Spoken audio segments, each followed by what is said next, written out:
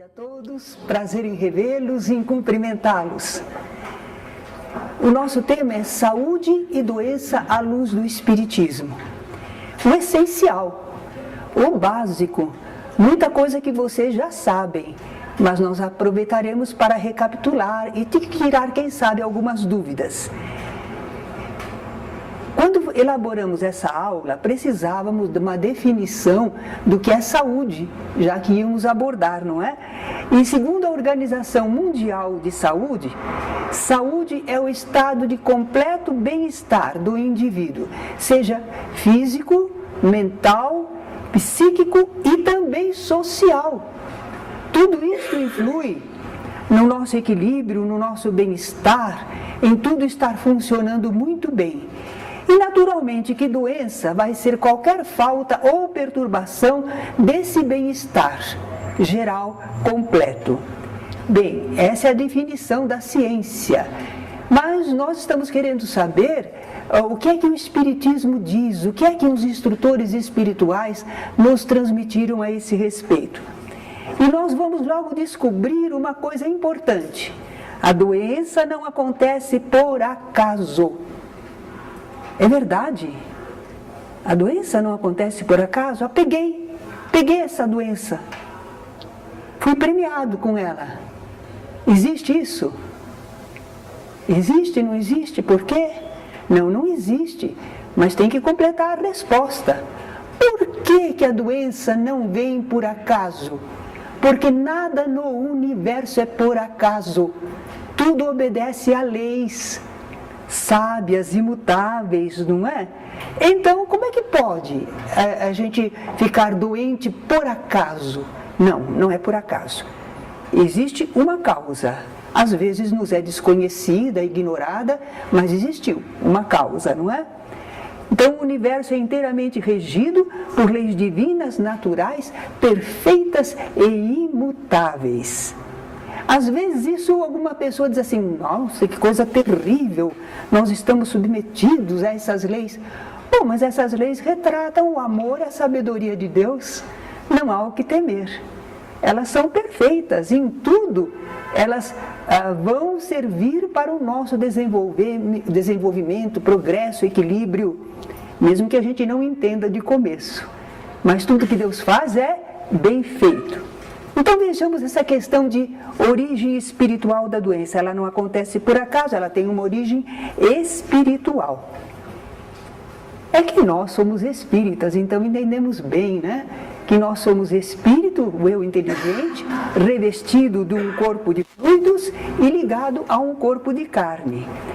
E nós sabemos que a ação do espírito, a nossa ação, o nosso modo de ver, de sentir, de pensar, de agir, isto está produzindo um efeito em nós mesmos. Pode ser uma ação desequilibrante. E nós às vezes somos tão ignorantes que não sabemos que é isso que está desequilibrando. Mas também pode ser uma ação insuficiente. Até isso? Claro! Não fazer o bem que se pode já é um mal, não é? Então, quando nós não temos atividade possível, desejável, então nós estamos experimentando uma carência. Se a pessoa não faz exercício, os músculos atrofiam. Se o espírito não age como poderia e deveria, ele está causando alguma coisa para si mesmo, não é? Agora, por que a nossa ação é insuficiente ou desequilibrada? Às vezes por nós mesmos, mas às vezes por influência de outros espíritos, não é? E se nós agimos assim, de modo insuficiente ou desequilibradamente, qual é o primeiro reflexo? O que vai acusar que a nossa ação, a atividade não está equilibrada, não está suficiente? Qual é? O que vai acusar? O físico? O espírito age diretamente no físico? É?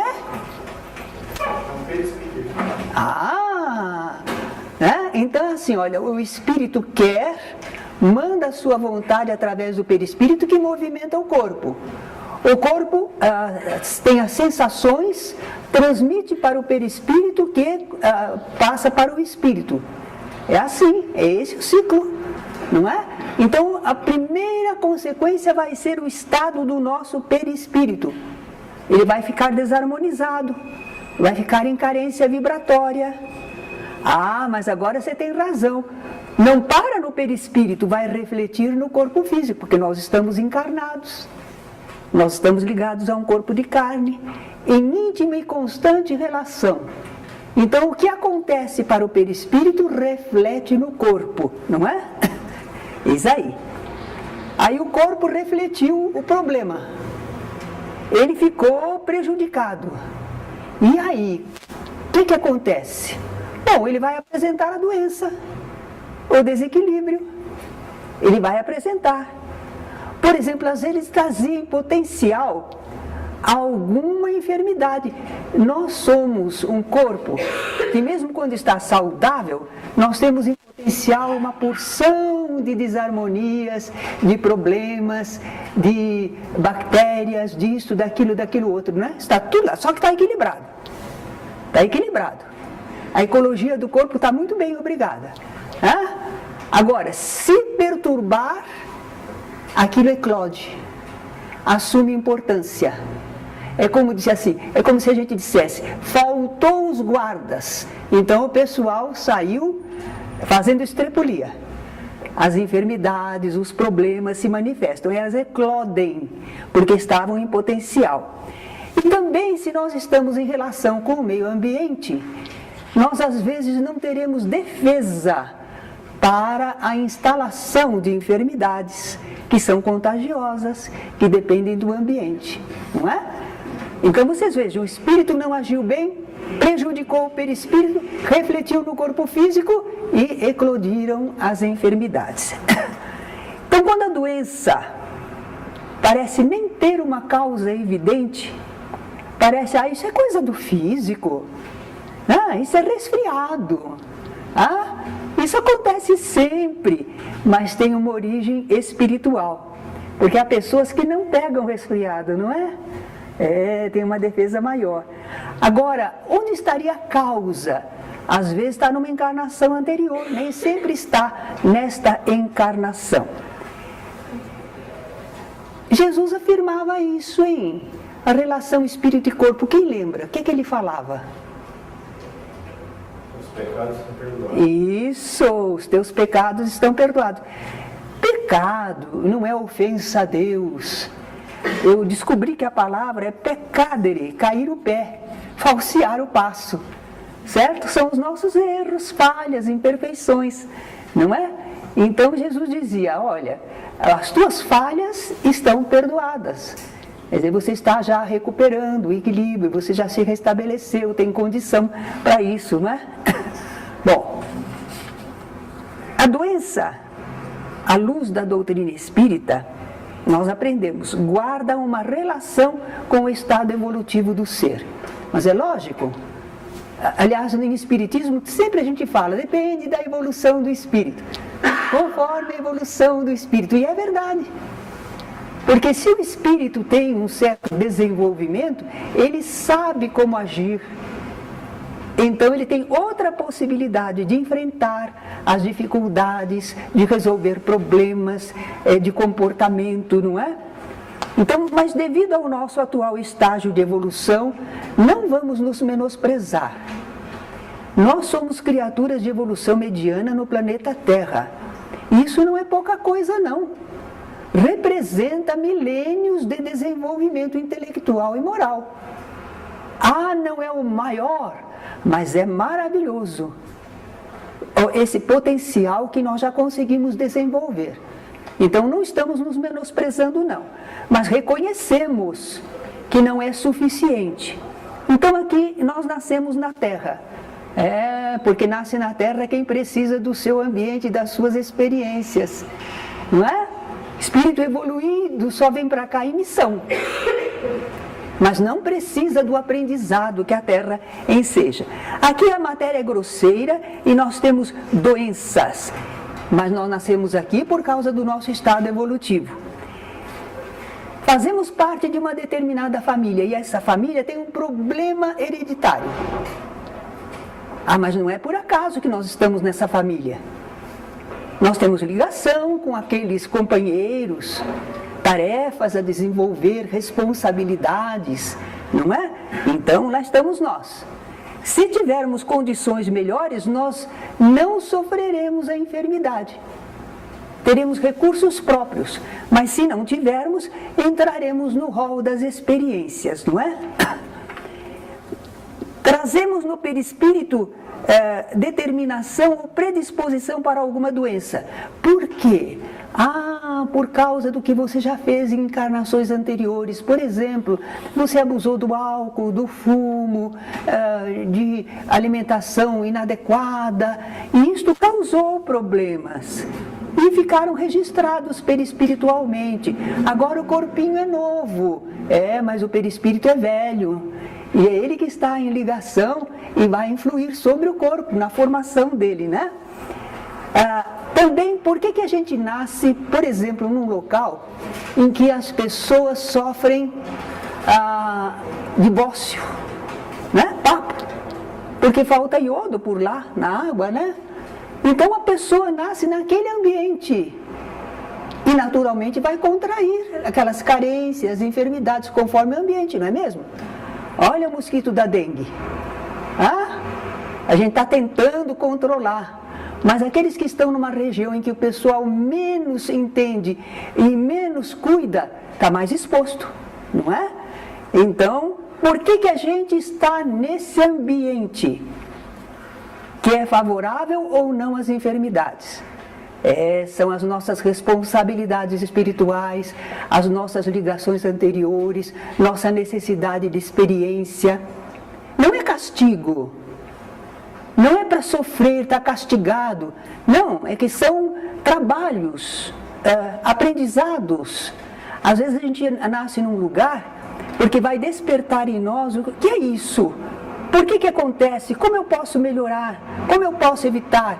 E a gente desenvolve, conhece um problema e aprende a resolvê-lo, não é?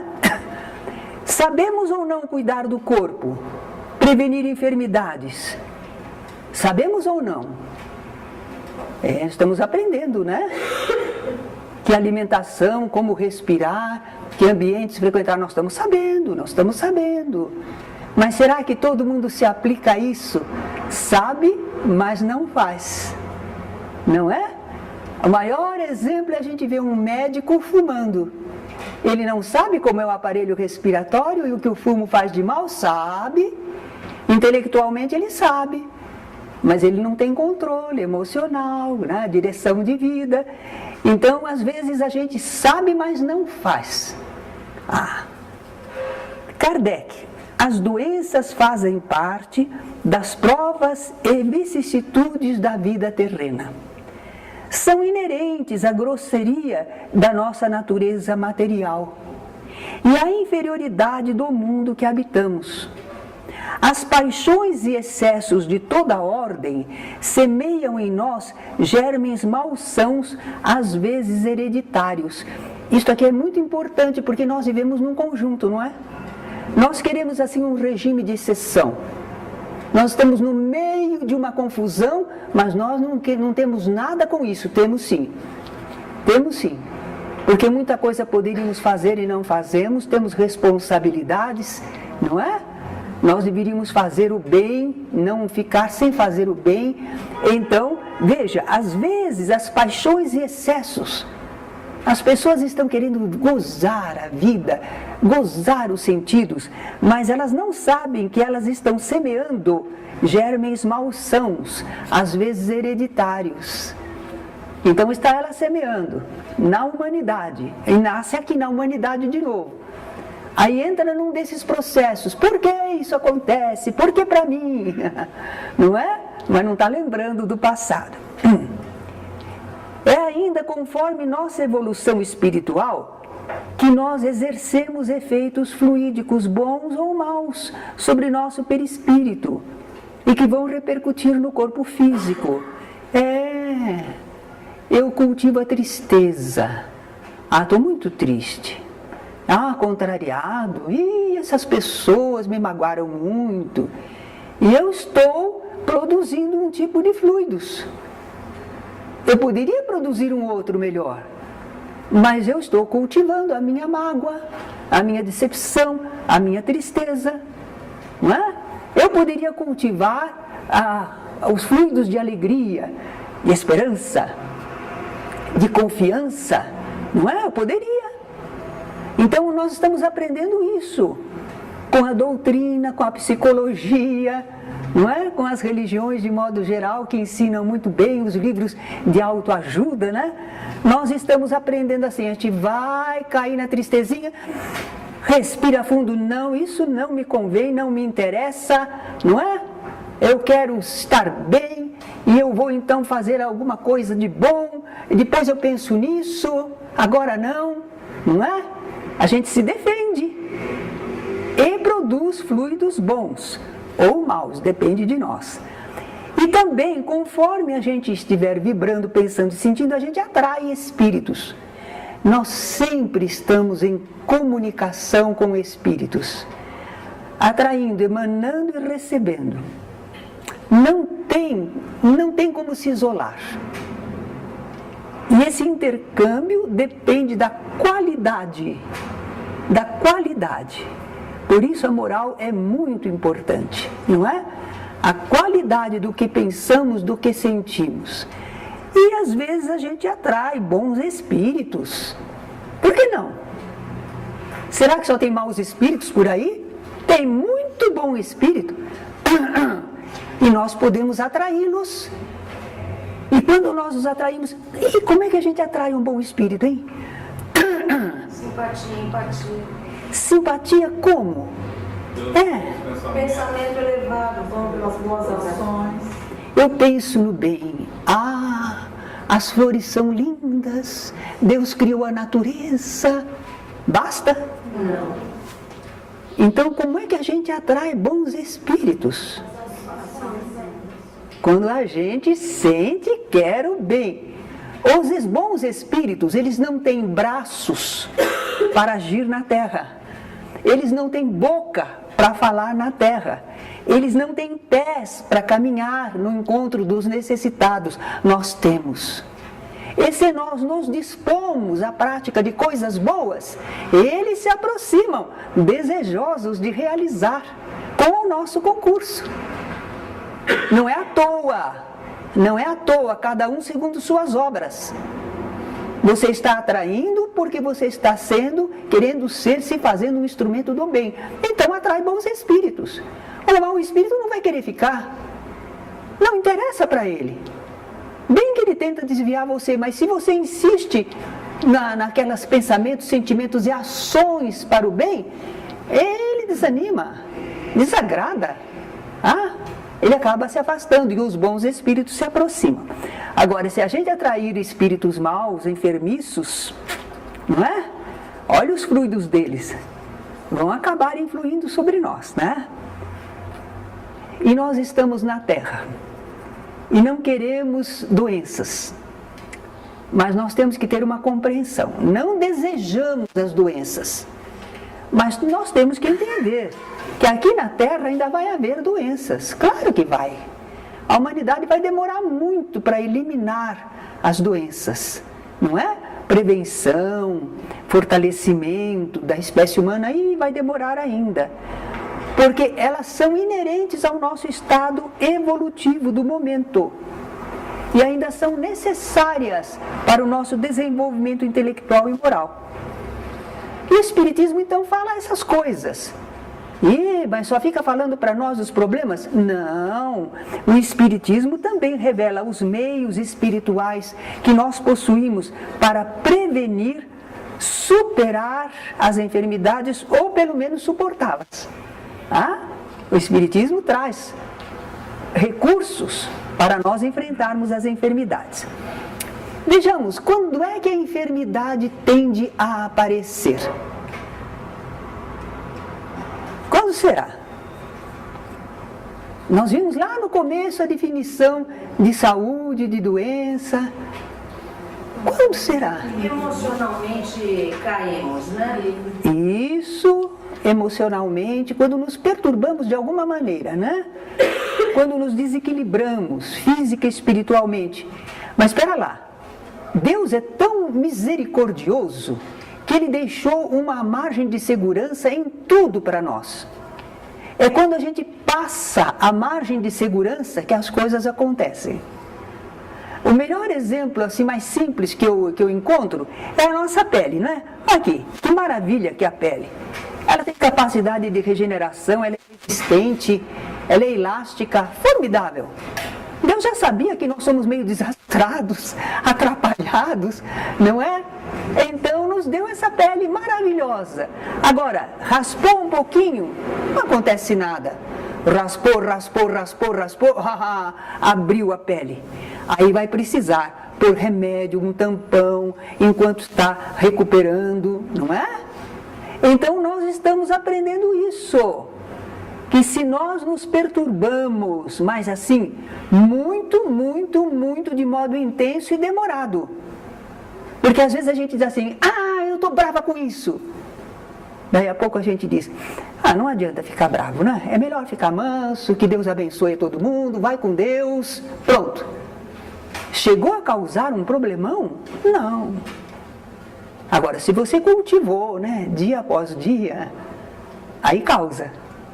Então é assimilação de fluidos maus quando a nossa resistência natural é quebrada. E isso é porque a coisa foi intensa e demorada. Gastou bons fluidos demais, desgastou-se, assimilou fluidos maus. Aí acabou o organismo ficando exposto à eclosão de enfermidade ou a contrair do exterior. Então o que a gente vai fazer? Uma receita nossa, né? Receita espírita para ter saúde, né? Nós vamos cuidar do corpo, porque nós estamos encarnados. Não adianta que cuidar só do espírito.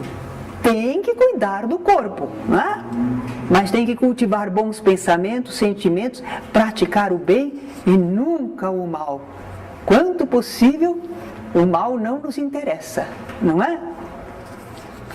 Mas eu tomei todos os cuidados, eu me esforcei, fui vigilante, mas apesar dos meus cuidados, a enfermidade apareceu. E sabe, quando eu fiquei doente agora, há um ano e meio, né? Eu aprendi uma coisa, porque nós falamos para as pessoas que chegam enfermas, a gente diz, pois é consequência do que você pensou, vibrou, tá? Você não sabe que carga você põe na pessoa. A pessoa não gosta, não. Ela fica triste, fica deprimida, está doente. Então, falha, hein? Espírito falha, hein? Ora, a gente precisa entender melhor isso, não é? Faz parte do nosso mundo. Não é pecado, culpa. Aquela pessoa ficou, eu não fiquei porque eu sou bom. Aquela pessoa é ruim. Certo? Não, cuidado com isso, hein? Cuidado com isso, né? Então, a enfermidade apareceu. Por quê? Por quê? Ela é um alerta. É para chamar atenção. Cuidado com isso. É uma campainha tocando. Ou é uma advertência já mais forte quanto à nossa conduta, ou é consequência do passado que exige um reajuste, um reequilíbrio. Calma aí, fazer o quê? Nem sempre a gente acertou, a gente desequilibrou, calma aí, né? Então o que nós vamos fazer? Não compliquemos mais a situação. Como é que a gente pode complicar a situação? Revolta, tristeza, desânimo, agressividade. Tem gente que se fica doente, coitada da família. É irritadiço, é revoltado, é exigente, tem a culpa em todo o mundo, é ou não é? Não vai fazer bem para ele, não. Ele pensa se expandir, ele ou ela, né? Por que será que eu falei ele? Que o homem não sabe sofrer, né?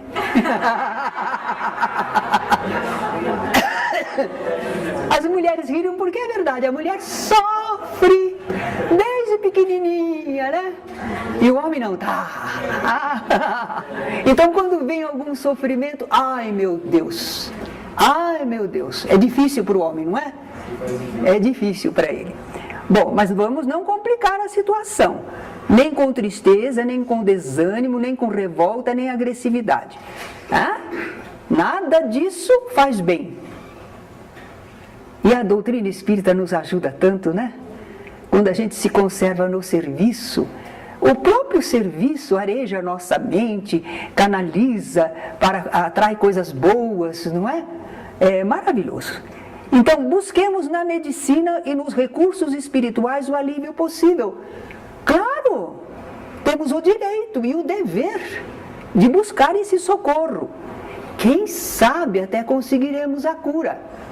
A gente não pode exigir mais. Quem sabe? Kardec.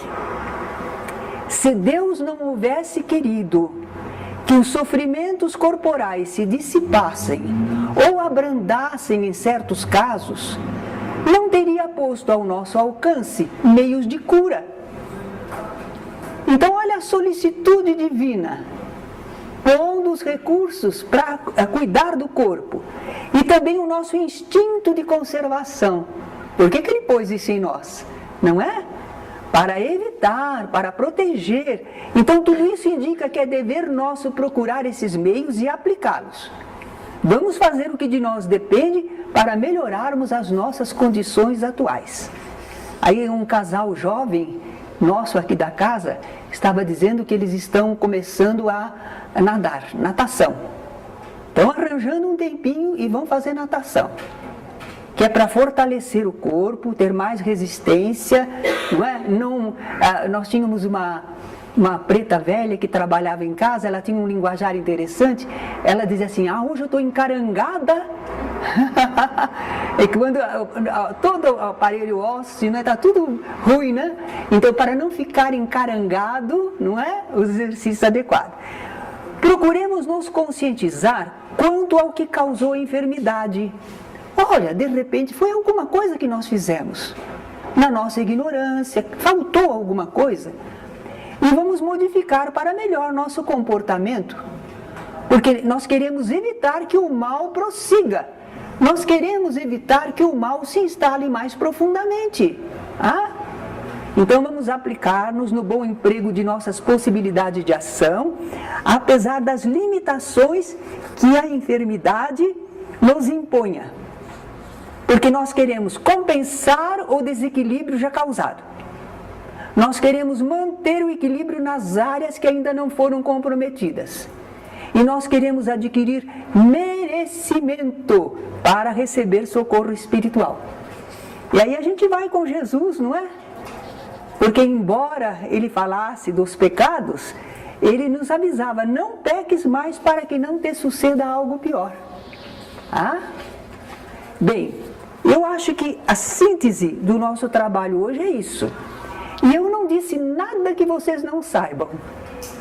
Mas recapitulamos. E se houver uma perguntinha, eu procurarei responder. Sim. Como o espírito tem uma necessidade, ele manda recado, a grosso modo dizendo, para o perispírito, e o perispírito entra em contato com o corpo. O corpo capta o perispírito e atinge o espírito, é isso? Não é que o espírito tem uma necessidade e manda... Eu entendi que você pegou bem a sequência, mas é uma coisa muito natural, é vida. O espírito está vivendo. O que ele vive, de bom ou de mal, são impulsos que ele manda através do perispírito. É automático, certo? O perispírito não é um ser inteligente, ele não tem inteligência, só o espírito que é inteligente. O perispírito é um instrumento, é um revestimento para o espírito.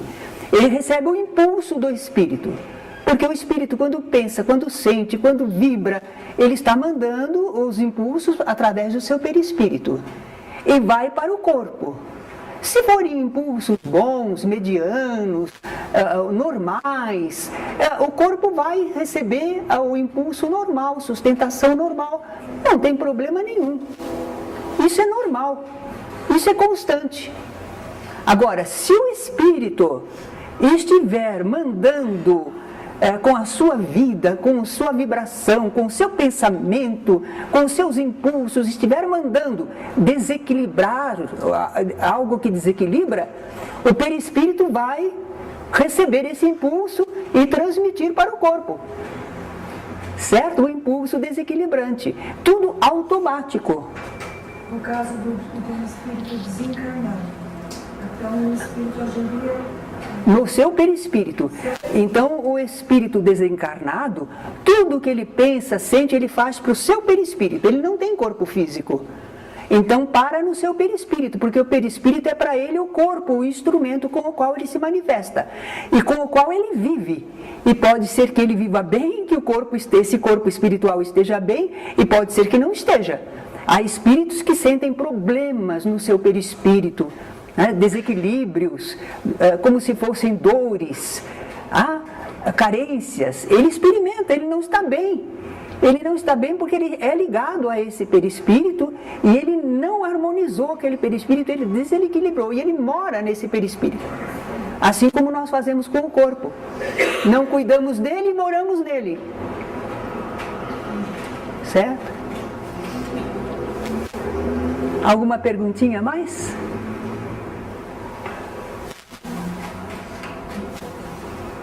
Bom, então nós sabemos, por isso é que a casa espírita não promete curas. A casa espírita passa um know-how de quem somos, de onde viemos, porque estamos aqui, como devemos agir, a informação. E usa recursos a parte de fluidos, de transmissão de fluidos, que a gente sabe que ajudam, aliviam, recompõem, reativam, mas não resolvem o problema enquanto a pessoa não aprende a viver. Então, na casa espírita, a gente não tem a ilusão de curar corpos. Ajudar, sim, aliviar, sim, dentro do que as leis divinas permitem. Então, quando vocês aplicam o passe, apliquem com amor, apliquem com confiança de que o melhor vai ser feito de acordo com os recursos seus e os estados da pessoa. Mas podem confiar. Não precisam ficar assim, o que eu estou fazendo aqui? Estou aplicando passe, a pessoa tem seu problema, ela está dentro da lei divina. Não. Nós somos instrumentos, nós podemos doar. Então façam isso com amor, com convicção, porque ainda que não pareça, benefício houve para a pessoa. E principalmente para nós, porque o que nós vibramos, já nos beneficiamos inteiramente. Certo? O horário está em cima, né? Sim. Diga. Não querendo fugir muito do contexto, né? Só falando que algumas doenças físicas, devido à vibração do espírito, a gente vai danificando o corpo. Sim. Outras são compromissos que a gente traz de outras existências. Certo. Né? Como a senhora vê, então, alguns espíritas, algumas casas espíritas que promovem, assim, cirurgias espirituais? É uma possibilidade, porque essas cirurgias espirituais dependem de como são feitas, quem faz, por quê, para quê, que espírito é esse, por que está fazendo. Não é impossível que um espírito cirurgião envolve o médium e ele tem técnicas, e ele tem inclusive recursos fluídicos que o médico comum não tem. Então pode ser que ele faça uma cirurgia corrigindo certas situações no corpo. Isso não quer dizer que ele vai curar aquela pessoa definitivamente, porque vai depender de como a pessoa continua agindo. E conforme o caso, por exemplo, o Arigó, o Dr. Fritz, através dele, certa vez, explicou para uma pessoa que queria saber como é que ele sabia quem ele devia atender, quem ele não devia atender. Ele disse, eu não sei, porque ele era um espírito que era um cirurgião, tinha suas técnicas, mas ele não era um espírito muito evoluído, não era. ele trabalhava sob ordens de espíritos mais evoluídos. Então ele disse, eu não sei quando eu posso ou não intervir no caso da pessoa. Se eu vejo uma luzinha verde sobre a pessoa, é para mim sinal de que eu tenho autorização para trabalhar. Então eu trabalho, faço o que posso. Certo? Mas ele mesmo não sabia quem tinha permissão espiritual. Porque às vezes as doenças, elas são necessárias. Elas estão tendo uma função junto àquela pessoa. Estão filtrando certos problemas, estão reajustando moralmente. E a melhor também comparação que eu encontro é uma criança que você encontra com o bracinho engessado, uma criancinha. E se você não entende por que engessa o braço, você vai dizer, ai, coitadinha dessa criança, quem fez isso para ela? Isso aí pesa, esquenta, coça, tira isso daí. Não tira não. Porque aquele gesso do bracinho é para consolidar o osso por dentro. Depois vai poder tirar e a criança usa o braço muito bem. E nós às vezes estamos sofrendo isso em certas encarnações, com certas limitações, doenças, privações. Nós estamos nos consertando por dentro. Não é para tirar. Então nem todo mundo poderá ser curado. Jesus curou muita gente, mas não curou todos não. Eu queria esclarecer uma dúvida no sentido assim, quando uma pessoa desencarna em função de uma doença grave, a partir do momento que ela desencarna, ela já teve a passagem dela, ou ela pode estar de repente reencarnando? Nós não sabemos se esgotou completamente a causa que providenciou aquele problema. Nós não sabemos. A causa espiritual das enfermidades totalmente não sabemos. Então, às vezes, uma encarnação aliviou, melhorou, mas não resolveu totalmente o problema. Se for assim, quando ela encarnar novamente, ela ainda traz uns resquícios. Mas pode ser que já esteja melhorado. Eu conheço um casal que eles tiveram uma menininha sair com tantos problemas, o corpinho formado com tantos problemas que não deixaram nem a mãe ver. Eles insistiram, porque o pai queria um filho homem, né? Insistiram, veio outra menininha com alguns problemas, mas menos, e durou uns meses. E depois, finalmente, veio uma menininha pequenininha, miudinha, mais saudável. Essa vingou. Aí depois o pai teve um filho que queria. Aí chegou o menino, mas enquanto eles não teve permissão de ajudar aquela outra, não veio o filho homem que ele queria. Não é interessante, né? Curioso, né? E curioso que a família deu nomes muito parecidos para a menina. A primeira, a segunda e a terceira. Provavelmente era o mesmo espírito reencarnando, filtrando no corpo algumas dificuldades, até que conseguiu produzir um corpo saudável. Não é? Obrigada. Sim. Falando do perispírito sobre o espírito. Eu diria que quando eu vou aplicar, eu pelo menos sinto assim, vou aplicar o passe. Eu penso naquela criatura, que é um filho de Deus, que é um espírito, é nosso irmão. Então eu penso nele, me ponho em ligação, eu desejo que Deus o abençoe e tudo, né? Quando eu estou vibrando, é claro que eu vou produzir fluidos que serão absorvidos pelo perispírito. Mas eu não estou focalizando especificamente o corpo da pessoa. Mas se eu sei que a pessoa tem um problema cardíaco, eu posso mentalizar. Mas sabe como é? Eu estou desejando que o coração funcione bem, que Deus bondoso fortaleça. Mas muitas vezes isso que eu estou vibrando e pensando, eu estou agindo no perispírito, nos centros de força que vão carrear para o corpo. Não tem importância. Se você, por acaso, achar que você está ajudando o ombro de uma pessoa que está deslocado, qualquer coisa, você está ajudando o ombro da pessoa, se você fizer isso com amor, mesmo assim vai funcionar. Mas a gente sabe que a gente age com o amor, com o desejo do bem, E aquilo influi, os fluidos que nós doamos, influi sobre o perispírito da pessoa e repercute no corpo físico. A não ser que seja uma pessoa que tenha mediunidade de efeitos físicos. Porque aí o efeito na matéria é instantâneo. E nós não podemos esquecer que se uma pomada, às vezes colocada, uma queimadura, por exemplo, coloca uma pomada adequada, ela tira o vermelhão, ela acalma a dor, age no corpo. Então pode ser que haja certos tipos de fluidos, ectoplasma, que consigam agir no corpo. Mas isso é para quem tem mediunidade de efeitos físicos, que nós, na maioria, não temos assim, nessa qualidade. Certo? Obrigada. Os perispíritos não são absolutamente iguaizinhos. Basicamente a mesma natureza, mas não é igualzinho não. Assim como não tem duas impressões digitais iguais, nós não somos idênticos em tudo, um com o outro.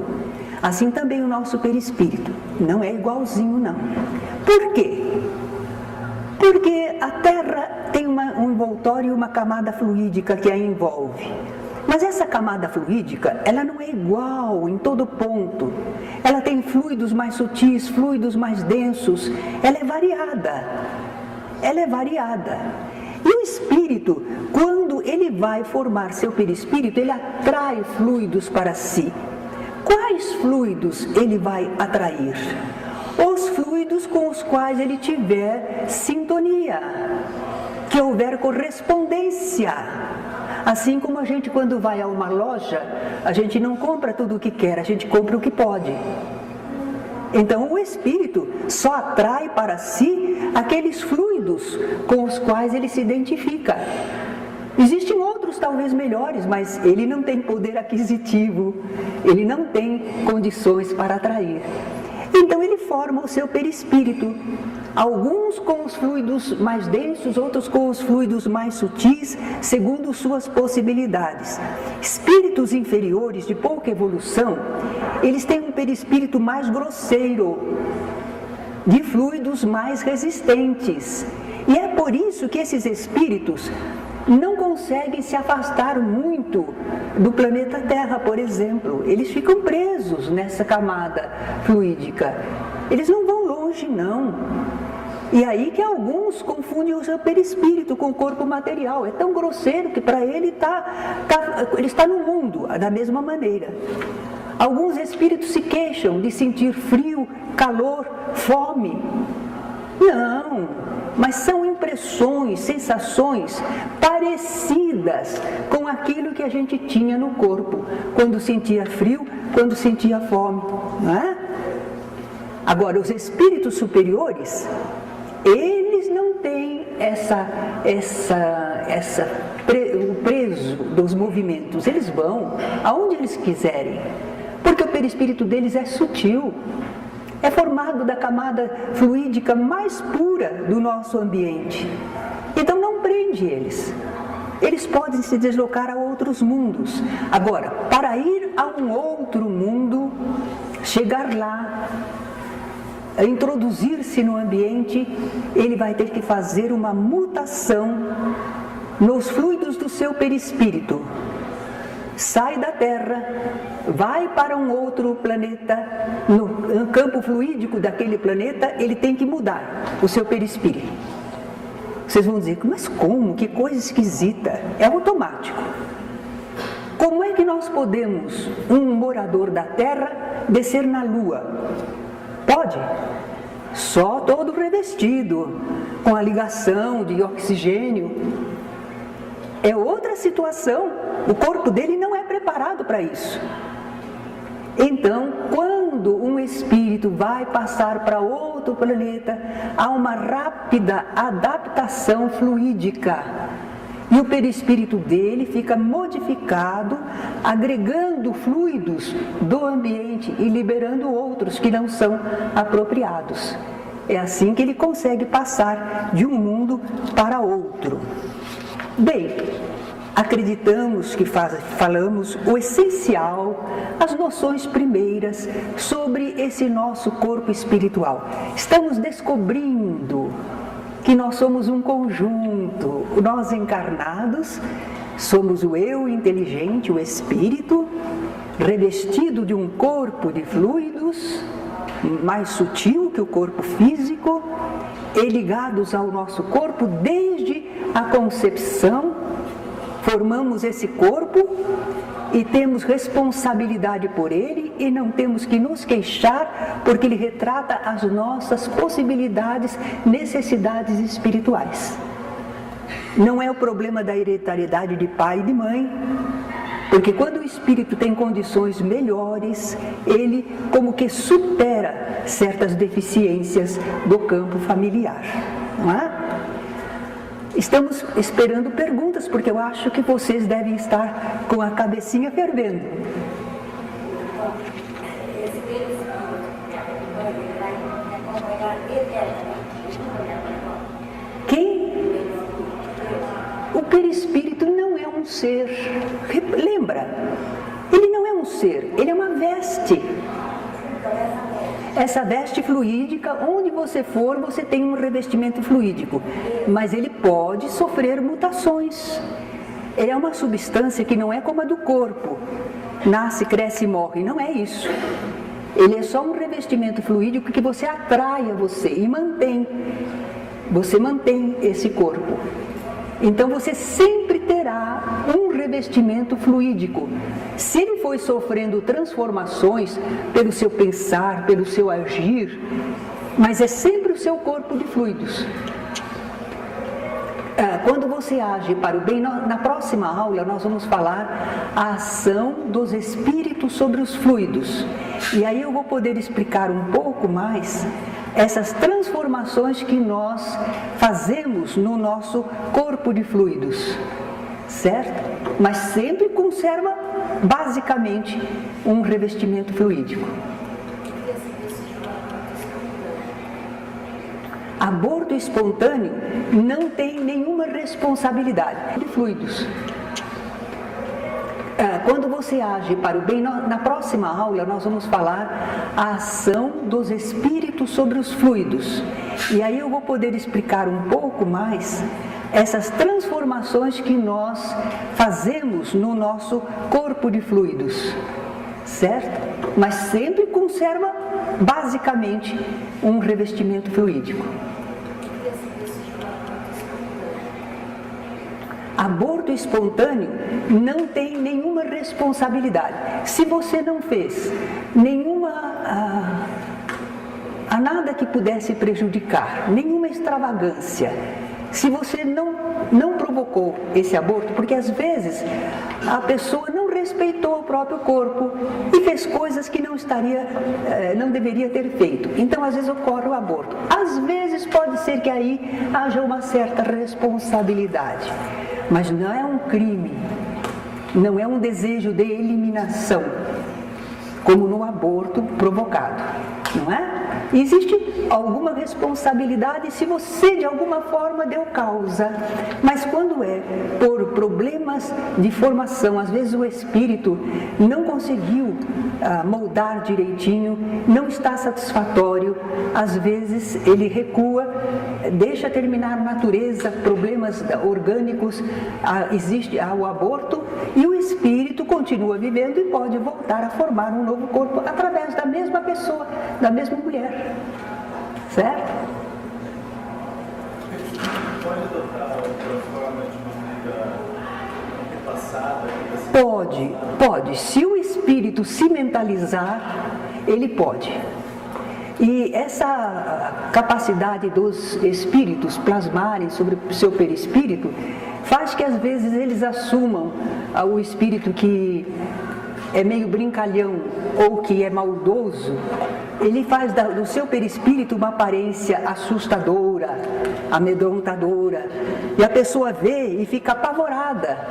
Mas não é monstro, não é coisa nenhuma, é um ser inteligente, é um irmão nosso, certo? Então por isso que a gente é educado para a gente compreender por que esse espírito se apresenta assim.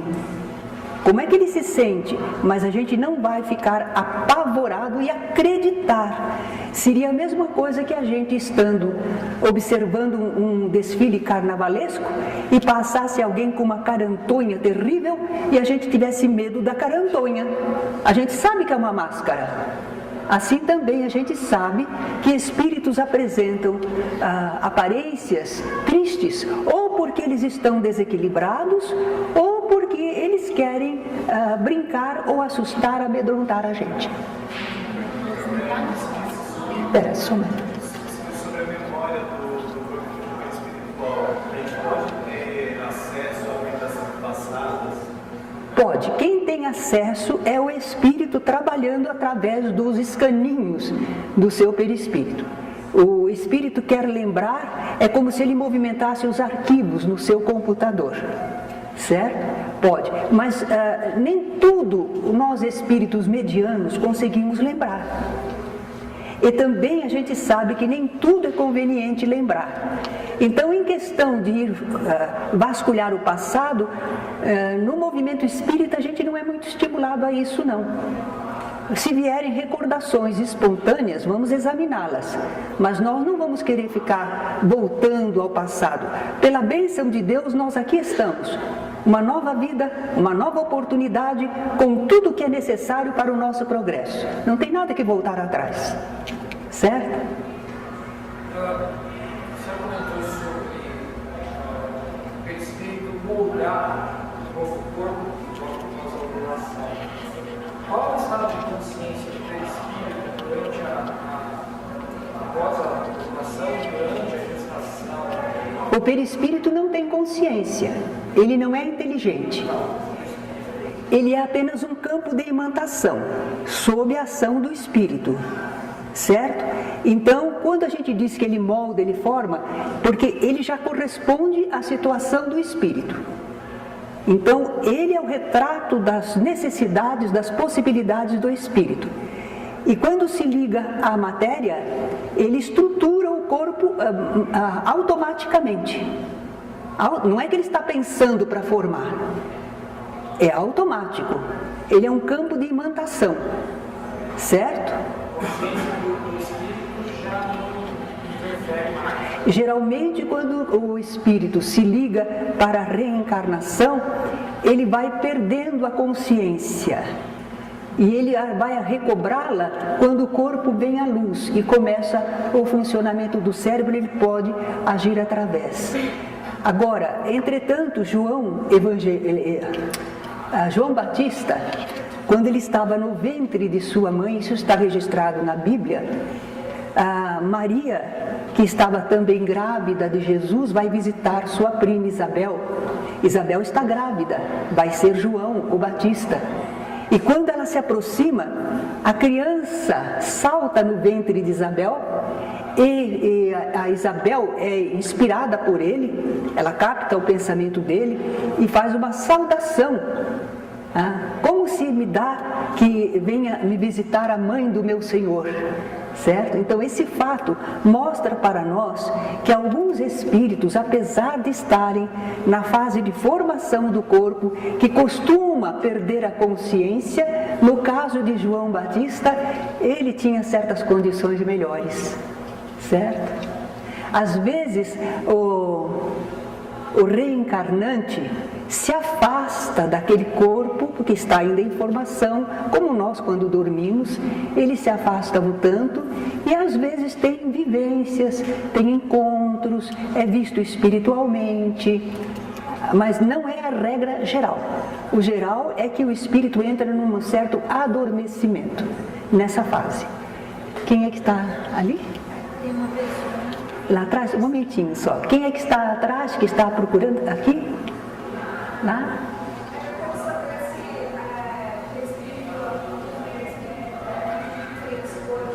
Desculpa, eu não estou ouvindo. Você quer saber se o perispírito... A luz do perispírito pode variar de cor? O impulso luminoso do espírito não teria cor, Mas como ele passa através de substância, que é o perispírito, ele vai apresentar cor, é como o nosso prisma, vai apresentar cor. A cor é um efeito material. O espírito não vibra azul, nem cor-de-rosa, nem amarelo, nem lilás. O espírito vibra amor, coragem, perdão, certo? E nesse tipo de vibração, através do perispírito, ele pode apresentar uma coloração. É um efeito já na substância. Agora, ali, um minutinho, diga. Tem uma moça que morava na minha cidade, ela nasceu sem os braços e sem as pernas. Foi o espírito que formou o corpo dela assim? Às vezes, o espírito, se ele tinha um problema do passado, em que às vezes ele vem contido, porque às vezes não é que ele vem castigado, é que se deixar a pessoa com os movimentos livres, ela vai fazer tudo de novo. E ela está numa fase de aprendizado, de contenção. Então, às vezes a pessoa nasce limitada. Limitada num aspecto, mas no outro a inteligência está ali, aprendendo, vendo, sentindo, certo? Se foi por problema dela e ela está nessa expiação contida, nós então vemos que não foi por causa da matéria. Os outros filhos dessa família seriam normais, ela não, certo? Então a gente vê que é um problema pessoal. É um estado que a pessoa enfrenta, mas não é por isso que ela é pior do que nós. Porque para ela o problema dela está aparecendo. Em nós muitas vezes os problemas não aparecem, mas existem. Os problemas morais, os problemas de vidas passadas, só que não está evidente como no caso dela, não é? Então não podemos dizer, talidomida, lembra? O pessoal tomava a talidomida e nasceram crianças com deficiências. As experiências humanas podem causar alguma consequência. Nós estamos sujeitos ao mundo em que vivemos, a enfrentar dificuldades do mundo em que vivemos. No nosso mundo ainda morre gente de fome, ainda morre criança de fome. Esses são os problemas do nosso meio, da vivência nossa, não é? Então pode ser que acontecesse de um espírito vir reencarnar e se defrontar com essa situação. Mas ainda aí para o espírito viver é uma bênção. Vivo com um braço, sem um braço, eu vivo de cadeira de roda, mas eu estou aqui vivendo, aprendendo, sentindo, desenvolvendo. É sempre uma bênção ao corpo. Eu me recordo que Chico Xavier foi visitar uma pessoa que estava completamente limitada, um corpo deformado, não podia nem se mexer na cama, tinha uma mãezinha que velava por ele, pobres, muito pobres, num casebre.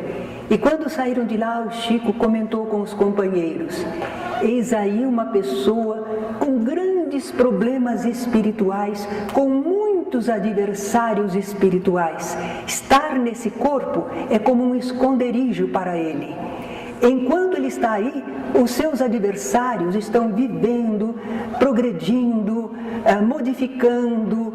É possível que quando terminar essa expiação dele, os adversários dele já tomaram outros rumos diferentes. Se ele os defrontasse agora, seria muito doloroso para ele. Então era uma bênção aquele corpo. Para nós parecia, por que Deus faz isso? Porque essa criança é um inocente. Não é um inocente, é um espírito que está reencarnando, já viveu, certo? Assim.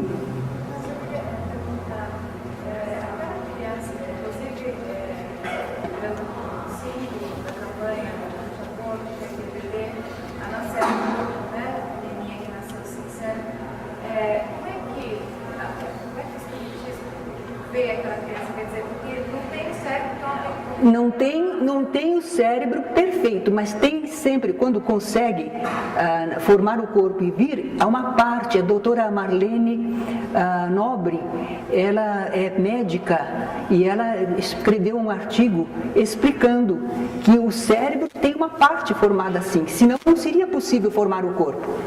Tem uma parte que corresponde, não vai vai dar condições de vitalidade a longo prazo, mas tem vida sim. E porque nós não sabemos por que aquele espírito enfrentou um corpo com essa dificuldade. E para nós diremos, vai dar trabalho, a mulher fica lá 9 meses e não vai adiantar nada, porque não... Quem sabe quando uma criança morre, que às vezes horas depois desencarna? Quer dizer que agora, porque a humanidade está avançando em detectar antes do nascimento alguma situação do corpo, nós estamos dizendo, esse corpo não serve, acaba com ele. Não! Se aconteceu de haver situações dolorosas, Deus sabe mais e melhor do que nós. Há um propósito aí. Deficiência física, eu estava lendo que muitas vezes isso nem é consequência de um problema é que eles vêm para dar um exemplo. Uma pessoa que tem algum tipo de limitação e que consegue superar todo qualquer obstáculo. Também nós temos a síndrome de Savant.